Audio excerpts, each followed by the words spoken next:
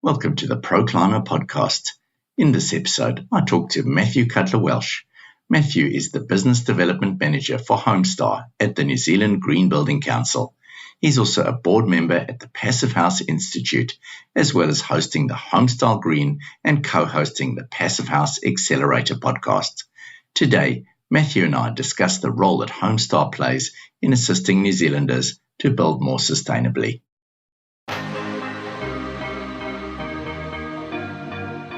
Clima inspires and educates people to create healthy, durable and energy-efficient buildings to live, learn, work and play in. Welcome this morning, Matthew. How are you doing? I'm good, thanks. Good to be here. Fantastic. Great to see you again. Matthew, just to give us a bit of a background, you grew up in Australia, didn't you?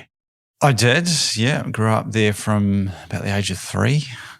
So were you in New Zealand before that, were you? No. English heritage, English parents, but they moved to Australia in the height of a summer, which is a bit of a shock to them, but they're still there now. So, yeah, that's home, I guess.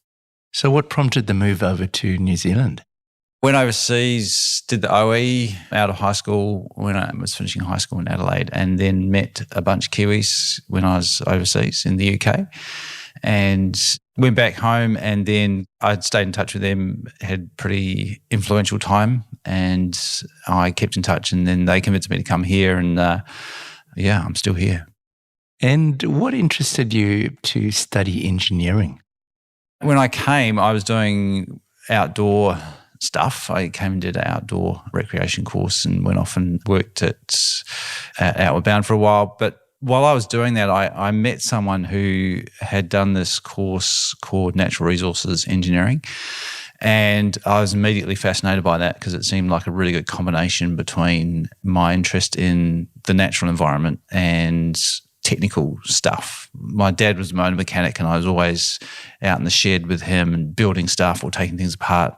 And Mum was a geography lecturer, so I was always kind of influenced by her about the natural environment. And so when I heard about this thing called Natural Resources Engineering, it just seemed like a really good fit. So I actually decided before I graduated from my Polytech degree that I was going to work in that field for a couple of years, save up, and then go back to university as a mature age student and study at Canterbury, which I did.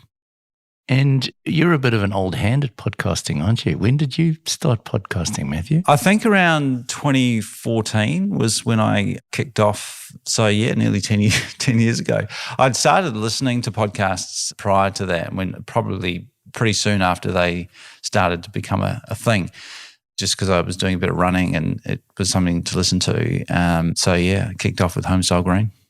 Fantastic. And how many interviews have you got on that platform now? It was over 200, maybe 250. It's been a bit on and off in recent times, but yeah, we clocked up quite a few, and we're getting close to 200 now with the Passive House podcast as well, which has been running for, I guess, 2 years. Wow. So that's been going quickly. Yeah. Well, and that one's great because there's a team at the Passive House Accelerator that put that together. So it's great to be able to just chat with people and then send it all off, and somebody does the editing and the producing of that one.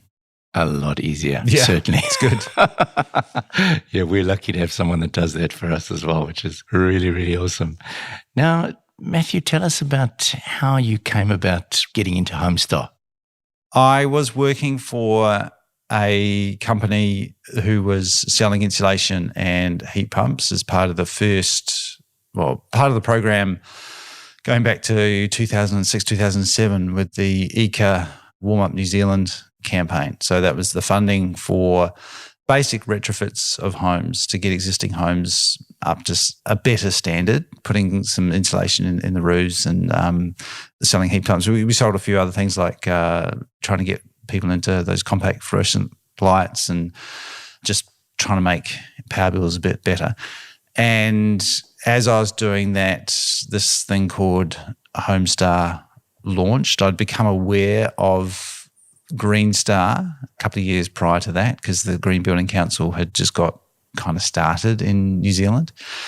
So I went off, heard about the launch, thought it was quite interesting as a overarching assessment that tried to incorporate all of sustainability into one rating, like one number. And that was something that we were interested in when we were doing our home assessments for insulation and heat pumps as well. Then the earthquake happened in Canterbury, and we were living in Christchurch at the time. A whole bunch of things happened, which ended up us moving to Auckland, and I ended up getting a job with the New Zealand Green Building Council. And Homestar had just launched at that stage, so my role was to come in and start working with the team that had put it together as a technical manager and to get it out there. That must have been quite a challenge then. It was a big challenge. Looking back, it's a lot different now.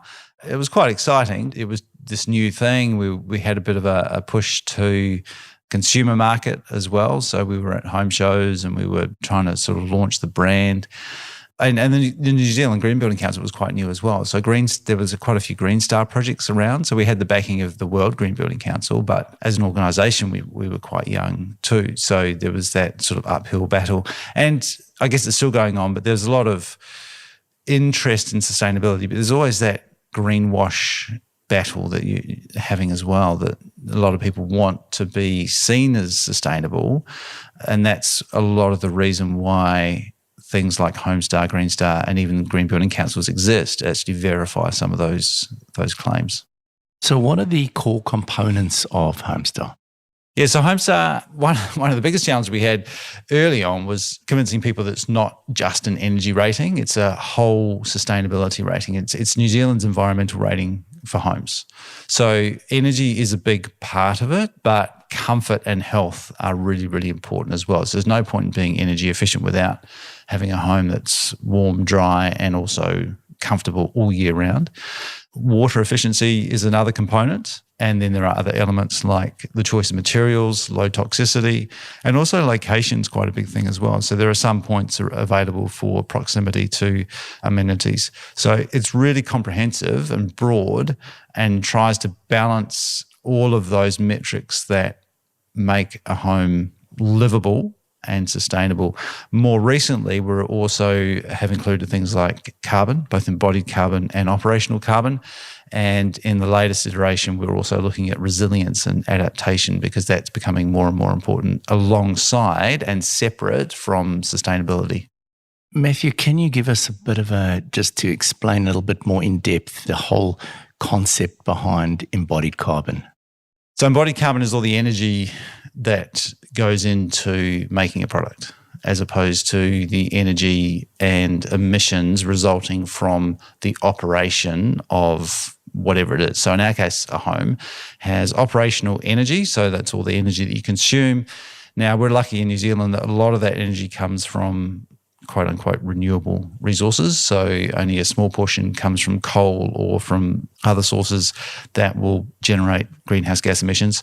But a lot of the products that we use to build a home, they require mining from original sources, whether it's a big hole in the ground somewhere to get some raw materials, taking those to somewhere to refine them or to produce a raw material like a metal, and then taking that raw metal and manufacturing. All those processes along the way consume energy and there's transport involved. So the embodied carbon is a measure of all of that energy and resulting greenhouse gas emissions that come from taking something as a raw material into a product.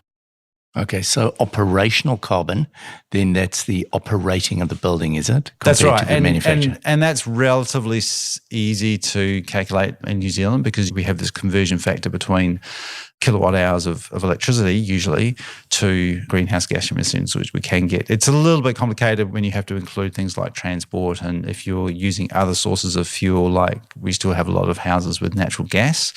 But again, there's a relatively simple conversion factor between units of energy consumed and greenhouse gas emissions from that energy. Now, on a worldwide scale, there's obviously some major sort of carbon targets and things that are meant to be met over certain timeframes, aren't there? How is New Zealand actually competing in that whole carbon environment? Where are we at and what are our goals? We've signed up to the Paris Agreement, so we've got obligations which are going to kick in pretty soon. The first major ones to 2030, where we've got some emission reductions in relation to, I think it's our 1990 is sort of the threshold or the benchmark that we set and measure against. We're not doing too well in those. I remember when 2030 seemed like a long time in the future. Right now, 2024, it's 6 years away.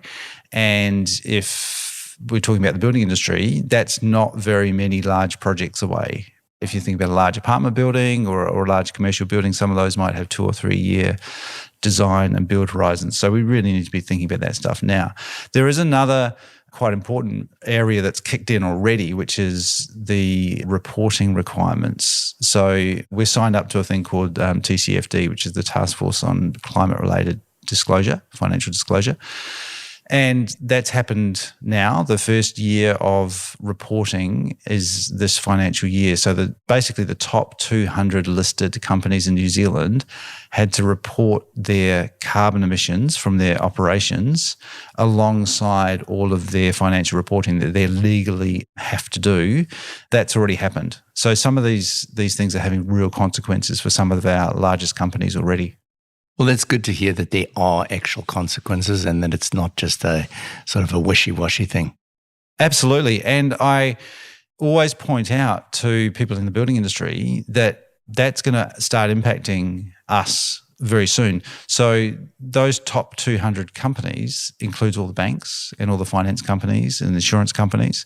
So very soon, if not already, those companies will start asking builders and architects about emissions of buildings, because if a bank is financing a building, they're ultimately partially responsible for some of the emissions of that building, whether it's embodied carbon and also the operational carbon. That's called Scope 3 for the bank who's lending that money. So they'll have to start reporting on that, which means that we can't hide in the building industry from that responsibility. We'll start to be asked about those numbers, and that's why we've incorporated some of that into Homestar. Recently, we've gone through some changes to H1, the energy efficiency side of our building code. What would be your comments on the changes that have been made to H1? My main thought is H1 is a bit of a distraction, because at the same time that MB was consulting on H1, they had also produced this Building for Climate Change document, which is great and has a program of implementation, which actually starts with reporting in 2025. H1 was a bit of a tweak, really, on the big scheme of things. When you look at what it was actually doing, it was topping up some of the insulation requirements, which is a very small part of the overall picture and the overall performance. It's caused issues. I think those issues have been mostly related to communication and training of the industry and putting it all into context. So there's a real risk that it continues to just be a distraction and distract us from the bigger issue and the bigger opportunity of implementing the Building for Climate Change framework. So just going back to Homestar, how many accredited buildings do you have now? We've got over 10,000 across the country, which is pretty cool.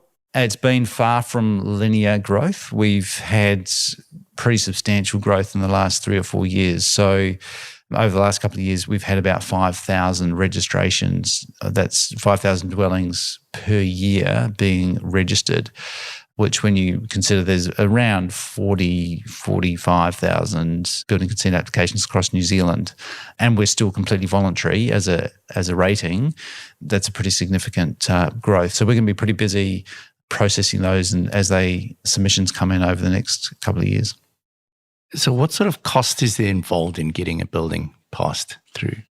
What we're finding now is with a lot of projects, they're embracing more standardization, which is fantastic. And that brings the cost down to, in some cases, a few $100s per dwelling, because a lot of the thinking, a lot of the processing can be done on a typology, a design of a unit or an apartment or a terrace house. And if the builder is going to repeat that multiple times, then they're going to get that benefit across a large portion. We don't need to have someone assess every single one of those or do an energy model for every single one. They can find the worst performing and then just use that rating across them. And then a check gets done at the build stage, and that becomes very, very cost effective then. Now, Matthew, back in 2020, there was an article or a study done by Rochelle Aid comparing Homestar 6, I think, homes with the building code homes performance. What would be your comment on that report? Well, there's two things there. One, comparing us to the building code, our reason for being is to fill in a lot of the gaps of the building code. So there's a lot of areas that just aren't covered. Well, there's a lot of areas that are in the building code but are inadequate, particularly things like ventilation is there, but it just doesn't work. Yeah. E3 is internal moisture. It's a big issue in the building code. There's partial reference to it, but it just doesn't work. So we're really conscious of making sure that those plugs, we plug the holes that are there in the building code. So a Homestar home is going to help ensure that. Another bunch of areas that not even in the building code at all. The building code doesn't mention things like overheating. And that's becoming more and more of an issue. So in Homestar V5, we have a whole credit on summer comfort. So we have energy use in total. We have winter comfort, which everyone knows about. That's about keeping warm. But we have another credit, which is about summer comfort. And Homestar actually goes beyond passive house requirements for that particular performance metric. So in passive house, you're allowed to exceed 25 degrees for up to 10% of the year, which is actually quite a long time. We ratchet that down from the maximum of 7% for 6 Homestar, and then it goes down to 5%, and then or just 3% for 9 and 10 Homestar. So back to the question, in terms of comparison, our main goal is to plug the gaps for the entry-level sort of 6 Homestar. You're going to be well above the performance of just a code-compliant house and make sure that it actually performs in a way that I would expect most people would assume a new home to perform. It's just that the code itself is not necessarily going to guarantee that. And then it allows you to move up the scale to what I would call a more high-performing home. Obviously, you've upgraded recently. Is it to version 5? Yeah, so the change from V4 to V5 is probably the most significant change in Homestar since it was launched. It was a complete rewrite of all the credits. It was the introduction of our summer comfort credit. It introduced embodied carbon. It changed some of the priorities of some of the points. Okay, yeah, because we see a lot of comments at the moment about overheating of homes in the newspaper and things, bedrooms reaching 30 degrees and things. So how are you actually managing to solve that problem? Well, we just run a masterclass to address that issue. So the first thing is that we have mandatory minimums relating to summer comfort, and we assess that with an energy model. So the other main change between V4 and V5 is the introduction of our Eco model, which is the energy and carbon calculator for homes. It's built on the same platform as Passive House Planning Package, but it's an online tool. And we've simplified the interface to make it more user-friendly and simplified some of the inputs. But one of the key things it does, aside from providing kilowatt hours per square metre as a metric, which is a far more useful metric for energy demand, it gives you a prediction of that overheating. So it's a really useful tool for optimizing the design, which is fantastic. We've had over 350 people trained in that, and we've just clicked over 10,000 models, which is pretty staggering given that it's only been out in the world for 2.5, maybe nearly 3 years now. That's 10,000 models that have been done. People are really appreciating that ability to predict the likely comfort level of a home while it's at concept or design stage. Talking about energy modelling, can you just explain to our audience, because I think a lot of people assume if they're buying a brand new home that's been built by a certified builder according to the building code that it would perform thermally and health-wise. But just explain a little bit about how that actually works there's obviously different methods. You've got the schedule method, modeling method and calculation method for working out the energy or the insulation values and things for homes. Give us a bit of a picture about how that all works. Yeah, so the schedule method is the most common method, and it's just a checklist, and it means that you can just say, you can shove R6.6 now with the updates to H1, you can shove quite a lot of insulation in the roof, put on your plan that you've got a certain specification of wall insulation, and it will be deemed to comply. There are lots of issues with that, in that probably a whole nother episode, and I think you've addressed some of that stuff already around timber fraction in the walls, and the fact that most of the time you're actually not getting the level of R value, that certainly not the product R value, and sometimes not even the calculated R value. So that's the very basic method. It's popular because it's really, really easy. It's just a checklist. It means people don't have to think, but it likely means that the homeowner is not getting what they're paying for, because it's not a good system. The second option is the calculation method. That does require a little bit more thinking, and it calculates an assumed performance relative to a reference building. It's much better than the schedule method, but it's still open to, you're still not getting the best result. So the third option is to go to an energy model, which then puts everything in that kilowatt hours per square metre. And that's where you get the opportunity to really optimize for performance. And that's what we offer with Homestar. And we're finding a lot of people are using that method. And it's definitely a superior option. And a lot of people find that they don't need R6.6 in the roof, particularly if they have half-decent windows and better wall assembly. Now, Matthew, we've talked a lot about new builds. What about the huge number of homes that we've got out there ready? Does Homestar offer anything for renovation projects? It can do. We have a home fit program as well for the basic upgrades, going back to my early days of topping up insulation and heat pumps. But I always say that if you're doing any sort of significant work on a home, we used to say over $50,000, but that's probably a fair ballpark figure. If you're going to invest that in, whether it's a new bathroom to kitchen or extending a room, or if you're going to get into anything that requires taking the plasterboard off or recladding part of the home, then it's well worth putting that home into our eco model and going through the process. Now, there's nothing to stop people from getting a Homestar rating on a deep retrofit or a major renovation, but I would just encourage people to use the eco tool, because it's such a good way of helping to make decisions. Now, we've been talking about residential. Tell us a bit about the Green Star component for commercial buildings. I understand that's also had a major upgrade recently. It has. So my colleagues in the commercial space look after the Green Star tool. I don't have all the numbers, but the main thing with Green Star is that it's seen as kind of industry standard practice now. If you're building a new office building or a commercial building, and if you don't do Green Star, it's going to put you at a significant disadvantage with regards to tenancies and just how that building is rated.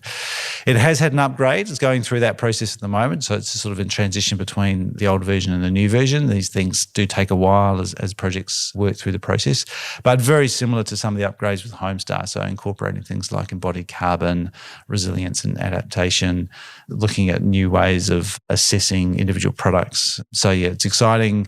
It's going strong and it's getting a lot of support from the industry and a lot of interest.